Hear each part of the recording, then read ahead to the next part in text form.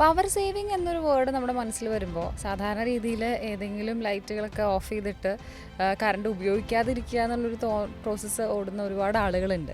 എന്നാൽ അതിനേക്കാളൊക്കെ മുൻപ് കൺസ്ട്രക്ഷൻ സമയത്ത് തന്നെ ശ്രദ്ധിക്കേണ്ടതായിട്ടുള്ള ഒരുപാട് കാര്യങ്ങൾ ഉണ്ടായിരിക്കുമല്ലോ.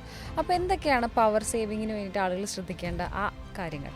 കൺസ്ട്രക്ഷൻ ടൈമിൽ ആ വീട്ടിൽ നമ്മൾ യൂസ് ചെയ്യണ കേബിൾസ്, ആ കേബിൾസ് നല്ല ക്വാളിറ്റി ഉള്ളതും നല്ല കോപ്പർ അല്ലെങ്കിൽ ഈ പറഞ്ഞ നമുക്ക് പവർ സേവിങ് കൂടുതൽ പവർ എടുക്കാനും അതിൻ്റെ ഡ്യൂറബിലിറ്റിനെയൊക്കെ ബാധിക്കും.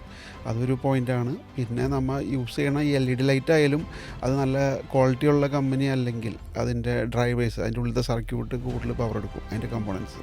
അപ്പോൾ അതും ഒരു ഫാക്റ്റാണ്. അതുപോലെ ഈ പ്രോപ്പർ വയറിങ് അതിൻ്റെ ഇൻസ്റ്റലേഷനും കറക്റ്റ് ഇല്ലെങ്കിൽ നമുക്ക് അതിൻ്റെ വീട്ടിലത്തെ എർത്ത് ലീക്കേജ് വഴി കുറേ പവർ വേസ്റ്റായി പോകും. അപ്പോൾ അങ്ങനെയും നമുക്ക് പവർ നഷ്ടപ്പെടാം.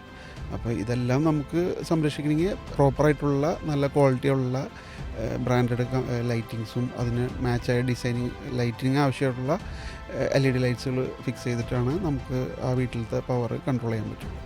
അതാണ് അതിനൊരു കറക്റ്റ് ഇപ്പോഴത്തെ ഒരു സൊല്യൂഷൻ.